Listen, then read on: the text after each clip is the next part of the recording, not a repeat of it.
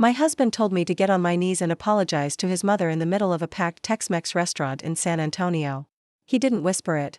He didn't pull me aside. He stood up at the long family table, loud enough for the bartender, the hostess, and half the dinner crowd to hear him over the clatter of plates and the mariachi music playing through the speakers.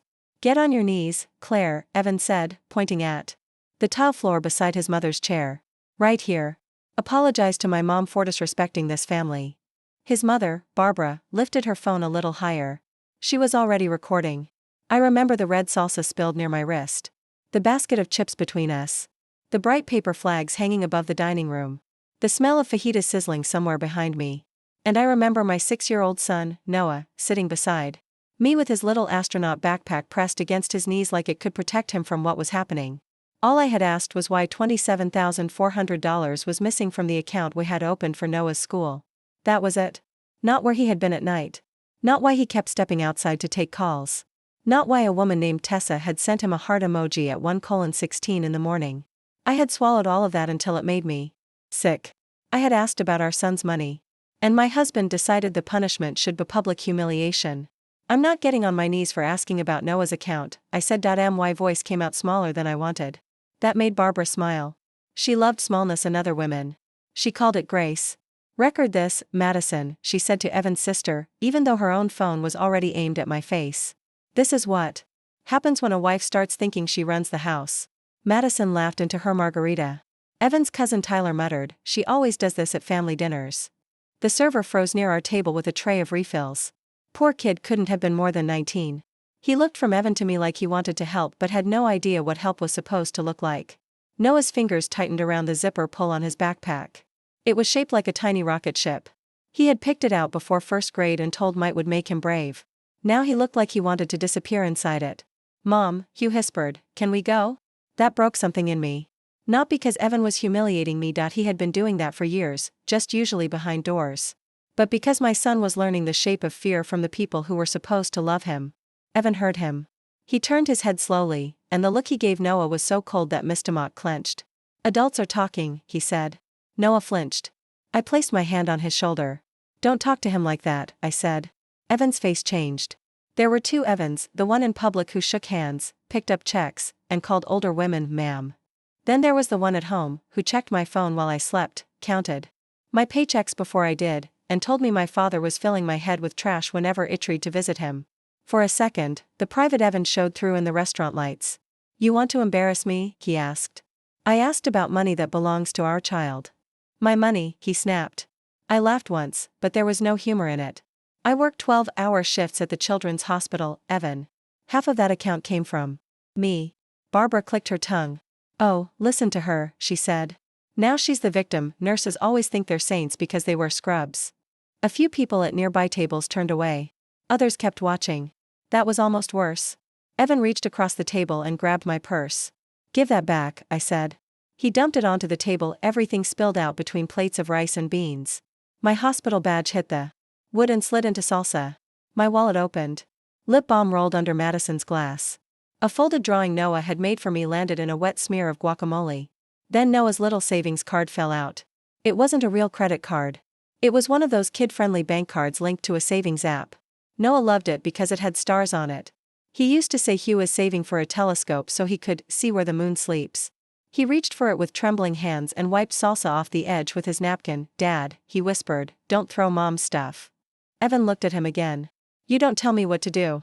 The room went quiet enough for me to hear the ice machine behind the bar. I stood up. My legs were shaking, but I stood up. I picked up my hospital badge, my wallet, the drawing, and Noah's card. I didn't get everything. I didn't care. I put the card back into Noah's small hand, took his backpack from the chair, and reached for him. "We're leaving," I said. Barbara's voice sharpened behind me. "Look at this. She's abandoning her husband in public. Keep recording, Madison. The judge will love this." The word judge hit me like a warning. Evan didn't move at first. He just watched with that calm, furious expression that meant the real punishment would come later. I knew that face. Still, I walked out. Outside, the Texas heat hit us like opening an oven. The parking lot lights buzzed overhead. Noah clung to my hand so hard his nails pressed little moons into my skin. "Are you mad at me?" he asked. I dropped to my knees in front of him, not for Barbara, not for Evan, not for anybody at that table. For me, son. No, I said. Never. You did nothing wrong. Dad looked scary. I swallowed. Dad was wrong. It was the first time I had ever said that to him out loud. The Uber ride home was silent except for Noah's breathing. I held his backpack on my lap and stared out at the highway lights blurring past. My ribs felt tight, like something invisible was wrapped around me. We lived in a 2-bedroom apartment on the north side of San Antonio, though Evan liked to call it a temporary place whenever his clients came around. He owned a company called Lone Star Shield, installing security cameras, smart locks, and alarm systems for small businesses and wealthy homeowners. He told everyone it was growing fast. Maybe it was. But somehow the bills still came late, somehow my paycheck always had to float us. Somehow Noah's school fund had turned into Apravate account Evan told me not to worry about. At home, I helped Noah change into pajamas with little planets on them. He asked me if Grandma Barbara would put the video on the internet. No, I said, even though I didn't know. People laughed. know. Why? I sat on the edge of his bed. Because sometimes grown-ups laugh when they didn't know how to be kind. He thought about that. Grandpa Samuel doesn't laugh like that. My throat tightened. My father lived outside Fredericksburg in a small house with a tin roof, 2 old dogs, and a vegetable garden he treated like a second religion. Evan hated him.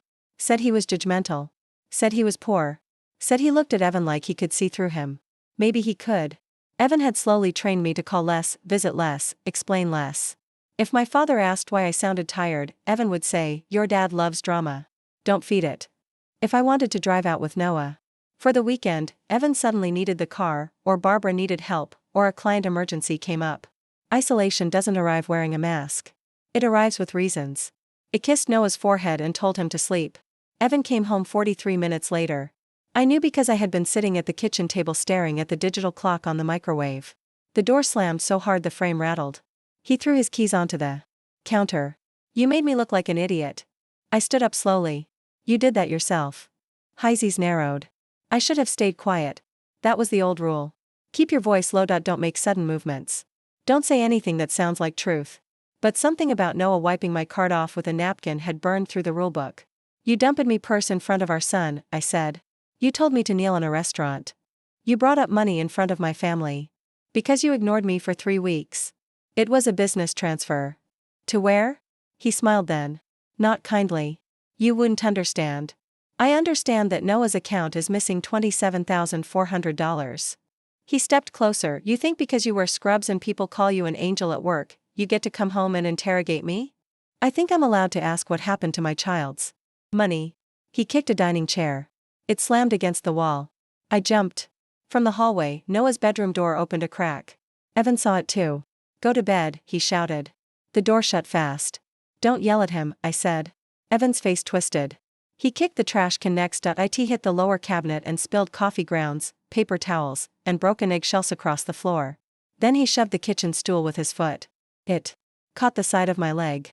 I stepped back, tripped over Noah's backpack, and my side slammed hard into the corner of the counter. Pain tore through my ribs. I dropped to the floor. For a few seconds I couldn't breathe. I was on my knees again, but not the way he had demanded. One hand pressed against my side, the other flat in spilled coffee grounds. Evan stood over me. There was no panic in his eyes. No apology. No fear that he had hurt me. Only annoyance. "When you're done performing," he said, "clean tease up." Then he walked out. The door slammed again. I stayed on the kitchen floor, trying to pull air into my lungs without crying loud enough for Noah to hear. But he heard anyway. Tiny bare feet appeared at the edge of my vision. "Mom? I am okay," I lied. He crouched beside me in his planet pajamas, his astronaut backpack dragging from one hand. "You're not okay." "I just slipped." He looked at the dented cabinet. The overturned trash. The chair on its side.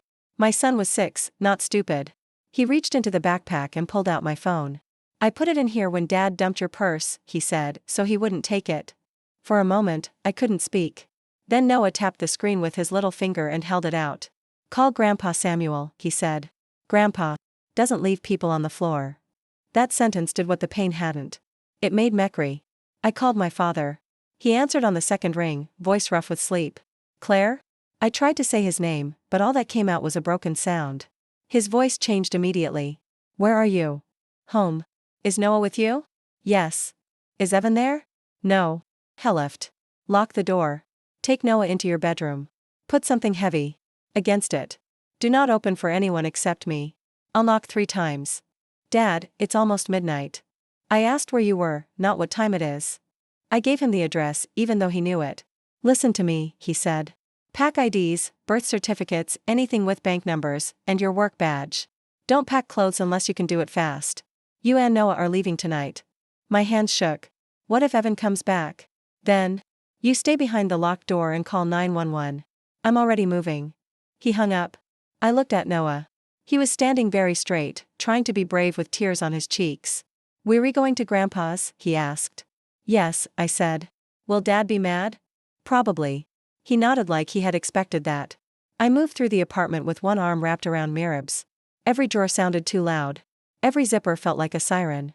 I packed Noah's birth certificate, my social security card, bank papers, the folder where I had quietly printed statements from the school account, and the old flash drive where I kept photos of bruises I had never shown anyone.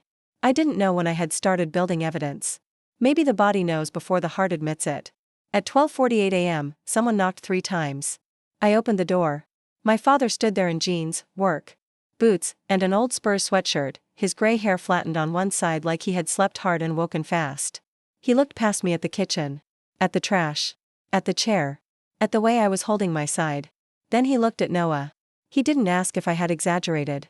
Hadn't asked what I had done to provoke Evan. He didn't ask whether marriage was complicated. He said, "Let's go." Noah ran to him. My father hugged him with one arm and reached for the bag with the other. As we moved toward the door, Evan's phone buzzed on the kitchen counter. He must have left it behind when he stormed out. The screen lit up. I didn't mean to look. But the message preview filled the screen. Tessa, baby, did you pay the rent in Austin? Caleb won't sleep until Daddy calls. The apartment went silent around me. My father looked at the phone. Then at me.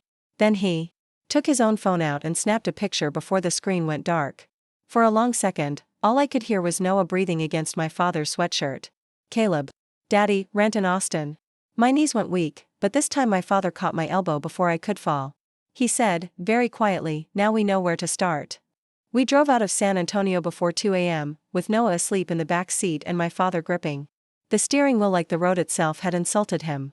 I sat in the passenger seat, one arm wrapped around my ribs, the other holding the folder of documents against my lap. My whole body hurt, but my mind kept circling around one word.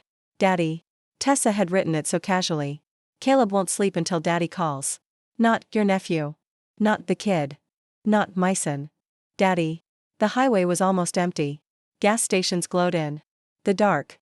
Billboards for personal injury lawyers and barbecue places flashed past. I had spent years feeling trapped in a life that looked normal from the outside.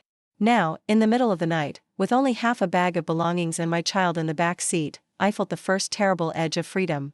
My father didn't talk for a long time. That was his way. He believed silence could hold a person together better than questions. Finally he said, "How long has he been hurting you?" I stared at my reflection in the window. I don't know when to start counting. His jaw tightened. I hated that answer. I hated that it was true. Did he hit you tonight? He kicked things. I fell. Claire. I closed my eyes. He didn't touch me with his hands. My father made a sound in his throat. Not anger exactly.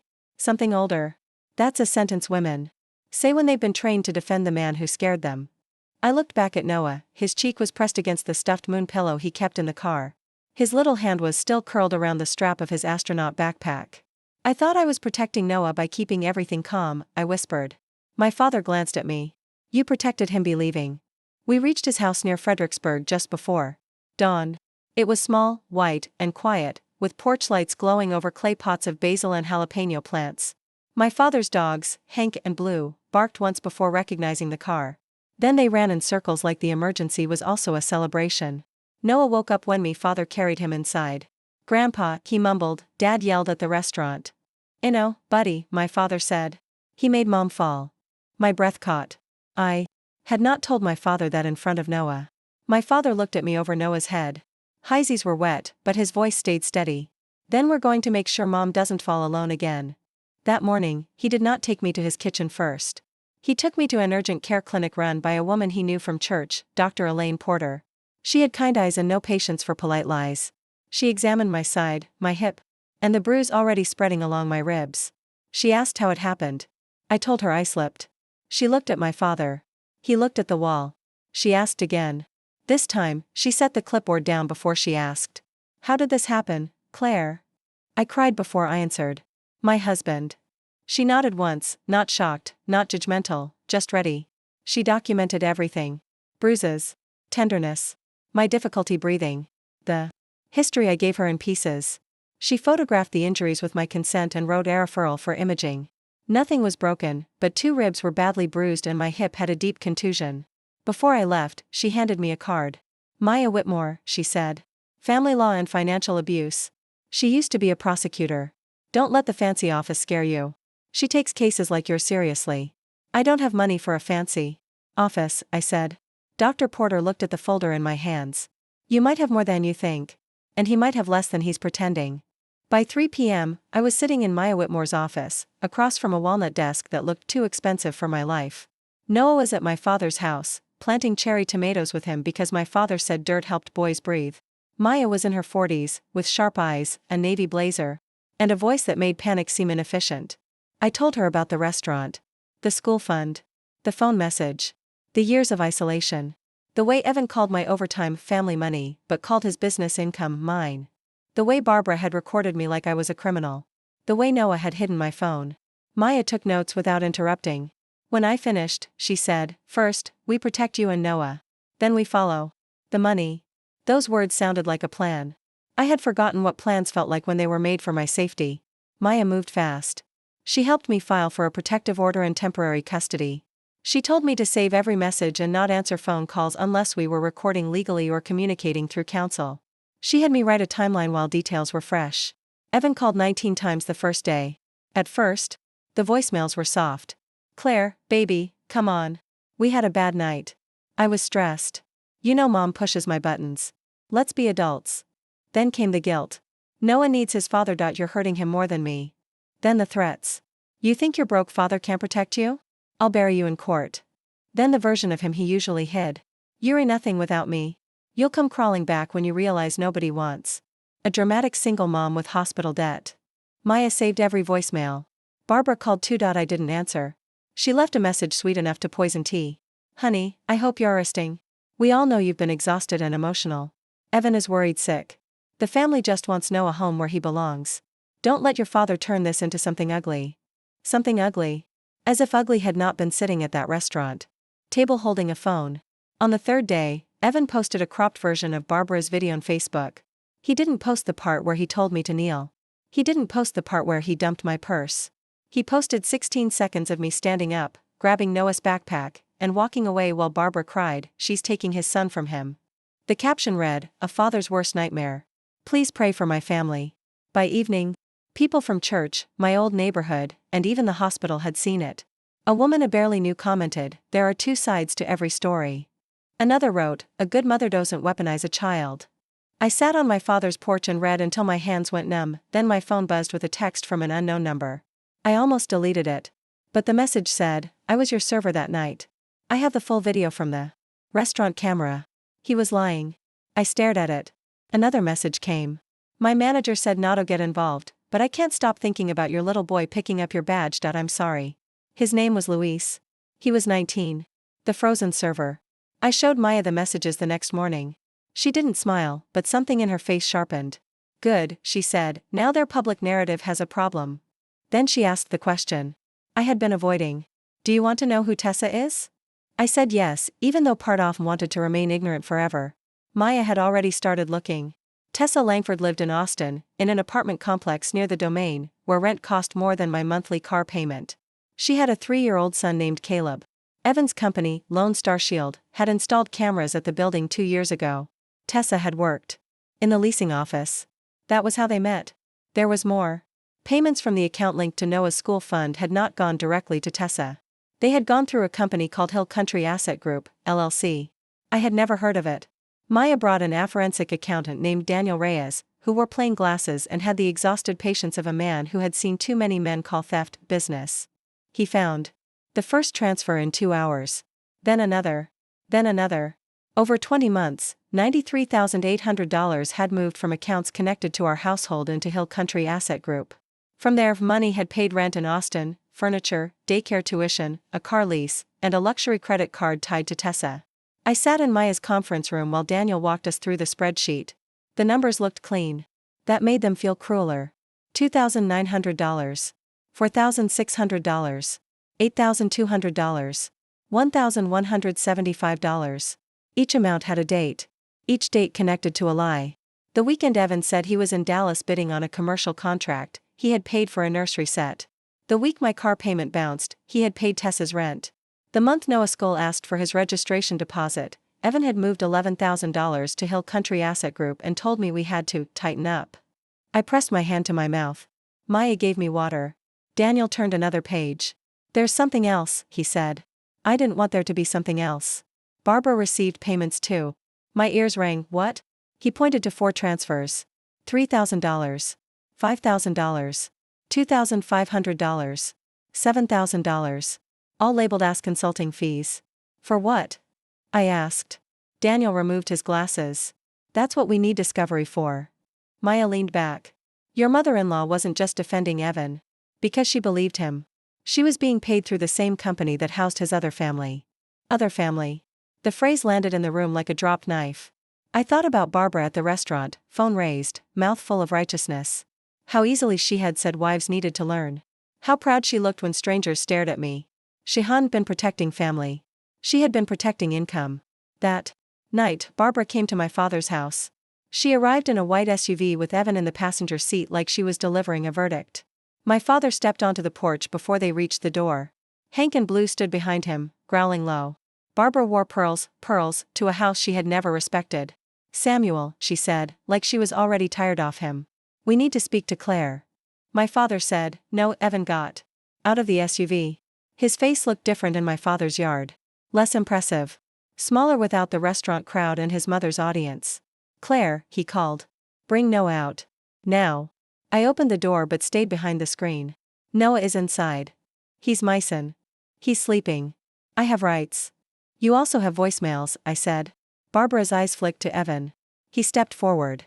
My father moved one hand to the porch rail. It was not dramatic. It did not need to be. Evan stopped. Barbara tried a softer voice. Claire, this has gone too far. A decent woman doesn't destroy a family over a misunderstanding. I laughed. I couldn't help it. A misunderstanding? Money can be explained, she said. Good. Explain Austin.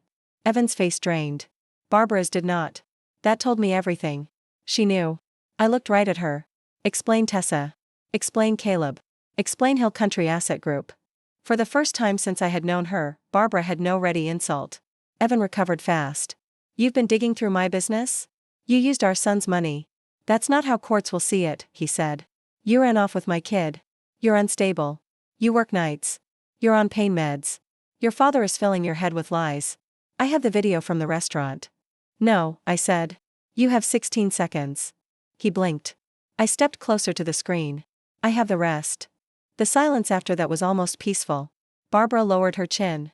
You didn't want war with this family. My father spoke before I could. Ma'am, your family brought a camera to a knife fight and forgot restaurants have cameras too. Evan pointed at me. You'll regret this. Noah appeared behind me in the hallway, holding his stuffed moon. He had heard. Again. His voice was small, but clear. Dad, why do you have another kid? Evan's mouth opened. Nothing came out. Noah looked at me, then at him. Is Caleb my brother? I wanted to shield him from the answer, but the damage had already entered the room. Evan stared at his own son like truth was an inconvenience. Barbara covered first. Noah, sweetheart, grown-up things are complicated. Noah stepped behind me. No, he said. Grandpa says lying is complicated. Truth is simple. My father closed his eyes for half a second. Evan looked like he might explode, then Maya's black SUV pulled into the driveway. I hadn't called her. My father had. She got out holding a folder. Mr. Carter, she said to Evan, calm as a locked door. You and your mother need to leave. Further contact can be handled through counsel. Barbara scoffed. And who are you supposed to be? The woman filing the emergency custody motion you just strengthened by showing up here. Evan swore under his breath. Maya looked at him. Please do. The doorbell camera is recording. He glanced up. My father's porch camera blinked red. For once, Evan was the one being filmed. He got back into the SUV. Barbara stood a moment longer, staring at me with hatred so pure it almost looked like grief. You were nothing when he married you, she said. I looked at Myson's hand gripping my shirt. No, I said. I was just easier to steal from. They left. 2 days later, Evan filed for emergency custody. His petition said I had abducted Noah, that I was mentally unstable, that my father had a history of aggression, and that Evan feared I would disappear. He attached the cropped restaurant video.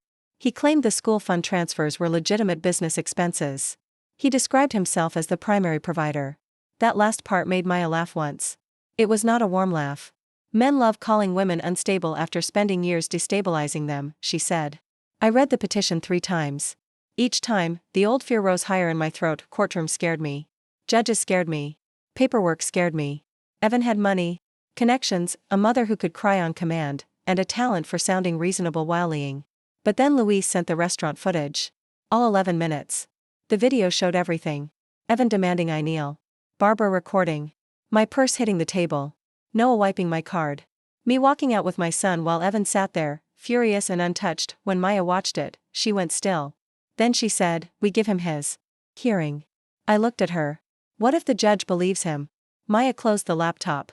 Then we'll make sure the judge has to look at the whole story, not the 16 seconds he edited. The temporary hearing was set for Monday morning in Behar County. The night before, no couldn't sleep. He sat on my bed in my father's guest room, tracing planets on his pajama pants. Do I have to talk to the judge? He asked. Maybe not. Will Dad take me? I wanted to say no with certainty. I wanted to make a promise the world could not break. Instead I said, a lot of adults are working very hard to keep you safe.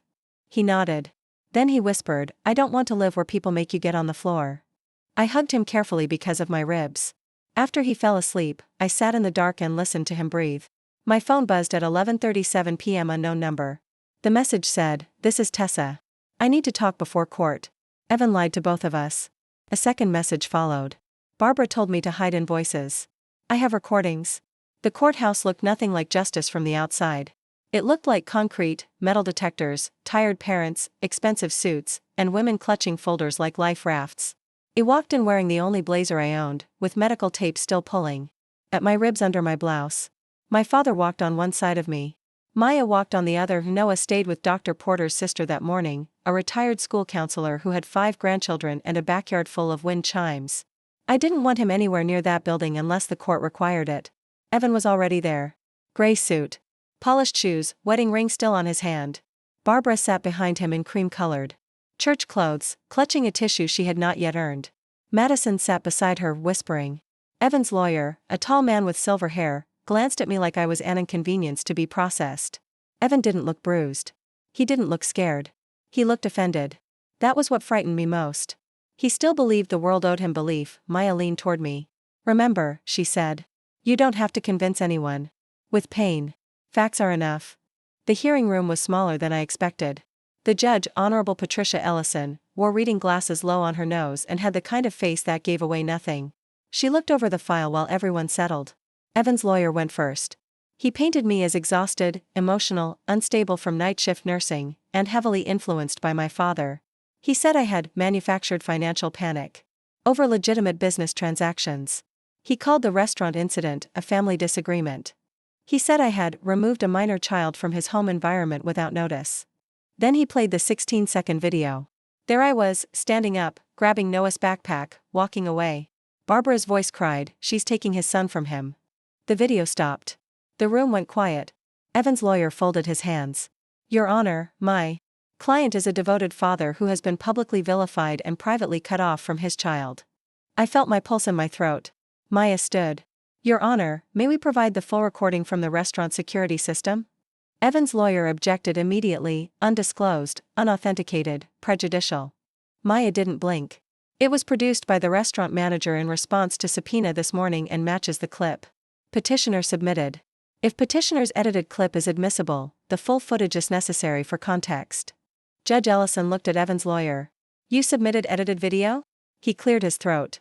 A relevant portion, Your Honor. The judge's face did not change. I'll view the full recording. Barbara sat straighter. At first, she looked almost pleased. She thought the full video would show more of my attitude. She had always mistaken silence for guilt and resistance for disrespect. Then the video began. There was the table at Marisol's cantina. There was Evan leaning forward. There was his finger pointing at the floor. The audio was clear enough. Get on your knees, Claire, right here. Apologize to my mom for disrespecting this family. No one moved. On screen, I said, I'm not getting on my knees for asking about Noah's account. Barbara's phone was visible in her hand. Her voice came next. This is what happens when a wife starts thinking she runs the house. The judge looked up from the screen. The video continued. Evan grabbed my purse. Dumped it. My hospital badge slid into salsa.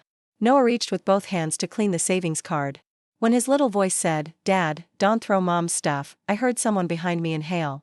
Maybe Madison. Maybe me. On screen, Evan turned to our son. You don't tell me what to do. The judge paused the video. She looked at Evan. Mr. Carter, did you tell the mother of your child to kneel on the floor in a public restaurant? Evan opened his mouth. Barbara whispered something. The judge's eyes moved to her. Mrs. Carter, you are not a party at council table. If you speak again, you may wait outside. Barbara's mouth snapped. Shut. Evan adjusted his tie. It was a heated family moment. Judge Ellison kept looking at him. That was not my question. Evan swallowed. Yes. The judge resumed the video. I ended with me walking out, holding Noah's hand, while Barbara yelled after us. Maya let the silence sit. Then she presented Dr. Porter's documentation. Bruised ribs. Hip contusion. My report of the incident at home. The timeline. The voicemails. Evan's voice filled the courtroom from Maya's laptop. You're nothing without me. Then another. You'll come crawling back when you realize nobody wants a dramatic single mom with hospital debt. Then another. I'll bury you in court. Evan stared at the table. Barbara's tissue twisted between her fingers. His lawyer tried to argue that emotions run high during marital conflict. Maya let him talk, then introduced the financial records. That was where Evan began to sweat. Daniel Reyes testified by video because he had another hearing across town. He explained Hill Country Asset Group in calm, devastating terms. The LLC had received nearly $93,800 from accounts tied to our household and from transfers originating in part from the school fund. From there, the money had gone to rent, daycare, furniture, car payments, and Barbara, Evan's lawyer, called them business expenses. Judge Ellison looked at the spreadsheet. Mr. Carter installs security systems. How is daycare a business expense? His lawyer said, client relations. Maya said, for a 3-year-old? A sound moved through the room. Not laughter exactly. More like disbelief trying to stay professional. Then came the first twist Evan did not see coming. Maya called Tessa Langford. Evan's head snapped. Up. Barbara whispered, no. Tessa entered through the side door, not the public one. She was younger than me, maybe 29, with tired eyes and a beige cardigan buttoned wrong. She did not look like a villain. That annoyed me at first. I wanted her to look cruel. I wanted something about her face to explain the hole in my marriage. But she looked scared. Her lawyer sat beside her. She raised her right hand and swore to tell the truth. Maya asked how she knew Evan. Tessa said he had installed cameras at her apartment complex. He told her he was separated. He told her I had serious mental problems, and that he stayed legally married only because I would hurt myself if he left. He told her his money came from a family inheritance and his company. Did you know about Mrs. Carter? Maya asked. I knew she existed, Tessa said, voice shaking. I didn't know they were still living together. Not at first. At first? Tessa looked at Evan. He would not look back. Later I found out more, she said. But by then Caleb was born. Evan promised he was leaving. He said Claire was using their son to control him. Her eyes flicked toward me. I'm not proud of what I believed. Maya placed a folder in front of her. Did you receive payments through Hill Country Asset Group? Yes. Who created that company? Evan did. Evan's lawyer stood. My client disputes that. Maya handed the judge a formation document. Actually, Your Honor, the registered organizer was an online filing service, but the operating agreement was sent from Mr. Carter's business email. We have metadata. Evan's face reddened. The second twist came when Maya asked about Barbara. Tessa took a breath. Barbara knew. About Caleb. I felt my fingers go cold. She came to Austin twice. She brought him clothes. She told me not to post pictures of Evan because Claire was unstable and might cause trouble. Barbara stood. That is a lie. Judge Ellison removed her glasses. Sit down. Barbara sat.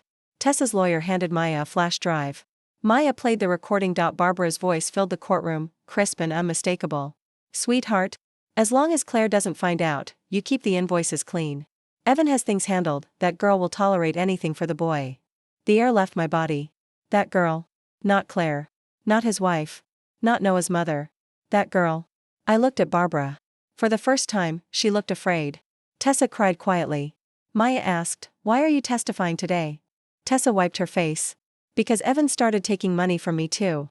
He opened a credit card in my name for business expenses. Then I found messages from another woman in Dallas. And because my son is not a shield for his lies." Another woman. Dallas, that was the third twist. Even Tessa had been only one room in the house of lies. Evan slammed his palm on the table. "She's lying because I wouldn't marry her." Judge Ellison's voice cut through the room. "Mr. Carter, one more outburst and I will have you removed." He sat back, breathing hard. Maya was not finished. She introduced screenshots from Tessa's phone, bank statements, the LLC records, and a message from Barbara that read, "Don't use his name on daycare forms where Claire could see it." Then Luis, the server, testified briefly by video. He said he had watched Noah pick up my hospital badge from Salsa. He said Evan seemed angry before I did. He said, "Barbara told Madison, make sure you get her face." A 19-year-old stranger had more courage than half my family. By the end of the hearing, Judge Ellison granted me temporary sole physical custody, ordered supervised visitation for Evan pending further investigation, prohibited harassment from Barbara, and froze certain marital assets. When she read the order, I did not feel victorious. I felt like I had been holding my breath underwater and someone finally believed I was drowning. Outside the courtroom, Evan caught up to me near the elevators before Maya could step between us. "You think you won?" he hissed. I looked at him. "No. I think Noah did." His eyes went flat. "This isn't over." My father moved beside me. "It is for today." Evan looked at my father with all the Hatretta had never dared show when they were alone. "You've wanted to ruin me since day one, old man." My father smiled without humor. "No, son. I wanted to be wrong about you." That hit harder than any threat. For the next 7 months, Evan's life unraveled in the slow, public way he deserved. Not because I posted about him. I didn't, not because I screamed online. I didn't. The truth did what truth does when it finally gets paperwork. Discovery found more accounts. More transfers. A Dallas apartment application under a fake business purpose. Payments to a woman named Jenna, who had no child with him but plenty of screenshots. An old bookkeeper from Lone Star Shield came forward after Maya subpoenaed company records. She testified that Evan regularly mixed personal expenses with business funds and ordered her to label them as client development. Then Marisol's Cantina turned over their internal camera footage. And an incident report the manager had written after we left. Apparently, Barbara had complained that the staff allowed a hysterical woman to make a scene. The manager had written, "Male party initiated confrontation. Female party exited calmly with minor child." I framed nothing from those months. People think revenge feels like fireworks, mostly it feels like paperwork, nausea, and waiting rooms. But there were moments. The first time Evan arrived for supervised visitation at a family center, he wore sunglasses indoors. Noah sat beside me, holding his stuffed moon. When the caseworker asked if he wanted to go in, Noah looked at Evan through the glass and said, "Only if Mom stays where I can see her." Evan's face tightened, but the caseworker wrote it down. That mattered. The first time Barbara tried to message me through a church friend, Maya sent a warning letter so cold I read it twice for comfort. That mattered too. The first time my hospital supervisor pulled me aside, I braced for judgment. Instead, she said, "We saw some of what happened online. You don't owe anyone details. We've adjusted your schedule for the next 4 weeks. Take the day shift." I cried in the supply closet. Not because I was weak. Because kindness feels shocking when cruelty has been normal too long. Noah changed slowly. At first, every slammed cabinet made him freeze. If my father dropped a tool in the garage, Noah would run to me. He asked the same questions again and again. "Is Dad mad today? Can Grandma Barbara come here? Will Caleb hate me?" That last one broke me. I told him Caleb was a little boy and little boys did not create grown-up lies. I told him he did not have to decide what Caleb meant yet. I told him grown-up messes were not his job to clean. One afternoon, while we planted tomatoes in my father's garden, Noah asked, "If Caleb is my brother, does that mean Dad loved him more?" My father stopped watering. I knelt in the dirt beside Myson. "No," I said carefully. "It means Dad made choices that hurt a lot of people. But love is not a pie. Another child doesn't take your piece. Dad's lies caused the hurt, not Caleb." Noah pressed a seed into the soil. "Then I don't hate him." My father turned away, pretending to check the hose. I saw his shoulders move once. The civil case became a criminal investigation after the forensic audit revealed forged signatures on 2 documents connected to the school fund. One signature was mine. I sat in Maya's office staring at the copy. It was almost funny. Whoever forged it had made my handwriting too pretty. "I didn't sign that," I said. We know, Maya replied, and now the DA will too. Evan was arrested on a Tuesday morning outside a gated community where Lone Star Shield was installing cameras. That detail felt almost too perfect. A man who sold security was finally caught by records he thought no one would check. His mugshot spread quietly at first, then loudly. Local business clients started canceling contracts. A property manager in Austin filed a complaint. The IRS got interested. Once money starts looking dirty, everyone wants to know where it walked. Barbara tried to distance herself. She told people she had been manipulated by her son. Then Tessa's recordings surfaced in Discovery, including one where Barbara said, "The trick is to keep Claire ashamed. Ashamed women don't audit accounts." I listened to that recording only once. Once was enough. By the time the final combined hearing came, I was not the woman from the restaurant anymore. I still had scars where nobody could see them. I still woke up some nights remembering salsa on my hospital badge and strangers staring while my son tried to rescue my dignity from a table. But I no longer shook when Evan entered a room. The final hearing was larger. More attorneys. More files. More consequences. Evan had accepted a plea on several financial charges but still contested parts of custody and restitution. He claimed he was a good father who had made bad business decisions during a marital breakdown. Maya destroyed that phrase in 12 minutes. She showed the timeline. The money transfers began before any marital breakdown, he admitted to. The affair began while we were still trying for a second child. The forged documents happened 3 months after Noah started kindergarten. Barbara's payments overlapped with her public attacks on me. Then Maya called me. I walked to the stand with steady legs. She asked what I wanted. Not what I wanted from Evan. What I wanted for Noah. I looked at the judge. I want my son to grow up in a home where love is not used as a weapon. I want his school money restored. I want him to have contact with his father only when it is safe and supervised by people who don't confuse fear with respect. And I want the court to understand that it did not leave because I stopped believing in family. I left because my child was learning that family meant watching his mother be humiliated. Evan stared at the table. Barbara stared at me. For once, no one interrupted. The judge ruled that I would retain primary custody. Evan's visitation would remain supervised until he completed court-ordered counseling, financial restitution obligations, and a domestic violence intervention program. He was ordered to repay the school fund with penalties from his share of marital assets. His business accounts remained under review. The forged signatures were referred fully to the criminal matter. Barbara was barred from unsupervised contact with Noah. When the judge said that, Barbara made a small sound. Not grief. Outrage. As if access to my child had been her property. Evan received jail time, probation conditions, restitution, and a financial monitoring order connected to the plea. It was not the movie version of revenge. No dramatic handcuffs in the courtroom. No screaming confession. No perfect punishment that erased everything. But it was enough to change the locks on the future. Outside the courthouse, Tessa waited near the steps with Caleb. I had not expected her. Caleb was smaller than Noah, with dark curls and a toy truck in his hand. He looked at me with the open curiosity of a child who had no idea adults had built storms above him. Tessa's eyes were red. "I'm moving to Oklahoma City," she said. "My sister's there." I just wanted to say, "I'm sorry." I looked at Caleb. He hid behind her leg. For months, I had wondered what I would say to the woman who shared my husband while I paid for my son's lunches with overtime money. In the end, there was no speech. "I hope your son grows up safe," I said. She nodded, crying. "I hope yours does too." Noah met Caleb once, a year later, with counselors involved and boundaries clear. They played with plastic dinosaurs. In a supervised family therapy room while 3 adults sat around pretending not to cry. Noah did not call him brother that day. He called him Caleb. That was enough. It has been 2 years now. I live in Fredericksburg in a small rental house 8 minutes from my father. Itha's white walls, a green front door, and a backyard where Noah grows tomatoes with Grandpa Samuel as if they are raising tiny planets from the dirt. Hank and Blue sleep on our porch like retired bodyguards. Noah is 8 now. He still loves space, but dinosaurs have made a comeback. He can name more prehistoric creatures than I can pronounce. He sleeps through thunderstorms. He doesn't flinch when someone closes a cabinet. Sometimes he laughs so loudly in the kitchen that I stop whatever I'm doing just to hear it. I still work in pediatrics, but I moved to a clinic with sane hours and windows in the break room. My coworkers know some of my story, not all. They know enough not to ask why I sometimes stare too long at mothers who apologize for taking up space. My father comes over every Sunday with groceries he insists were on sale, even when they clearly were not. He fixes things that are not broken. He teaches Noah how to change air filters, plant peppers, and shake hands while looking people in the eye.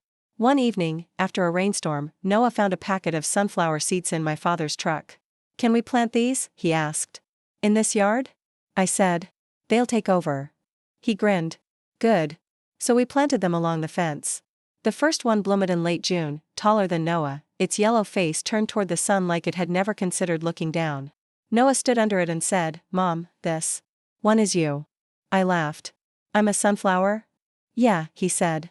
"Because Dad tried to make you small, but you got huge." My father, sitting on the porch with a glass of iced tea, looked away fast. I pretended not to see him wipe his eyes.